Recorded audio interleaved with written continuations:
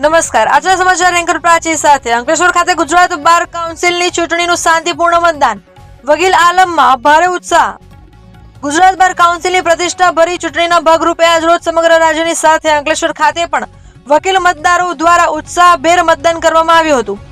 વકીલોના હિત અને વ્યાવસાયિક પ્રશ્નોના નિરાકરણ માટે સર્વોચ્ચ સંસ્થા ગણાતી બાર કાઉન્સિલની આ ચૂંટણીમાં આ વખતે રાજ્યભરમાંથી કુલ 99 જેટલા ઉમેદવારો મેદાનમાં છે, જેમના ભાવિના નિર્ણયો લેવા માટે અંકલેશ્વર વિભાગના વકીલોએ સવારથી જ મતદાન મથકો પર લાંબી કતારો લગાવી હતી। લોકશાહીના પર્વમાં સિનિયરથી લઈને જુનિયર વકીલોએ મોટી સંખ્યામાં હાજર રહી પોતાના મતાધિકારનો ઉપયોગ કર્યો હતો।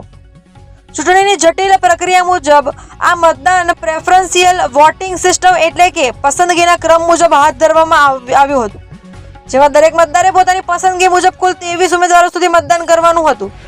અંકલેશ્વર કોર્ટ પરિસરમાં યોજાયેલી આ પ્રક્રિયા દરમિયાન વકીલ મંડળના સભ્યોમાં અનેરો ઉત્સાહ જોવા મળ્યો હતો અને ઉમેદવારોના સમર્થકો દ્વારા પણ અંતિમ ઘડી સુધી મતદારોને રીઝવવા માટેના પ્રયાસો તેજ કરવામાં આવ્યા હતા।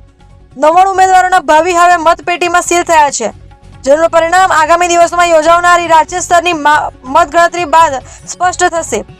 સમગ્ર મતદાન પ્રક્રિયા દરમિયાન કોઈ અનિચ્છનીય બનાવ ન બને તે માટે જરૂરી વ્યવસ્થાઓ પણ સુનિશ્ચિત કરવામાં આવી હતી અને વકીલોએ ખૂબ જ શિસ્તબદ્ધ રીતે મતદાન પૂર્ણ કરી પોતાની વ્યાવસાયિક એકતાના દર્શન કરાવ્યા હતા। હું અંકલેશ્વર વકીલ મંડળનો પ્રેસિડેન્ટ પીપી સોલંકી આજરોજ 6/3/2026ના રોજ ગુજરાત બાર કાઉન્સિલનું ઇલેક્શન રાખવામાં આવેલ છે, જેમાં અંકલેશ્વરમાં પણ પોલિંગ સ્ટેશન છે।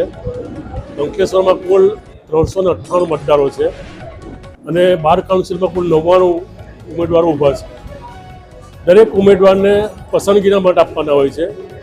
તમારે એક પસંદ કરવો હોય કોઈક ઉમેદવારને તો એકડો આપવાનો, કોઈક ઉમેદવારને પસંદ કરો તો બગડો આપવાનો। એકડો વારંવાર રિપીટ નહીં થાય, બગડો વારંવાર રિપીટ નહીં થાય, એવા ટોટલ તમે 23 મત આપી શકો। એમાં 7 રિઝર્વ સીટ છે અને 18 જેન્ટ્સની છે। એ પૈકી તમારે કોઈને પણ પ્રેફરન્સ નંબર આપવાનો હોય છે। હાલમાં અંકલેશ્વરમાં મતદાન ચાલુ છે, શાંતિથી પ્રક્રિયા ચાલે છે, કોઈ પણ જાતની કોઈક બવાલ નથી અને અમને એવી આશા છે કે 398માંથી એટલીસ્ટ 250-250નું મતદાન અંકલેશ્વરમાં થશે। Thank you.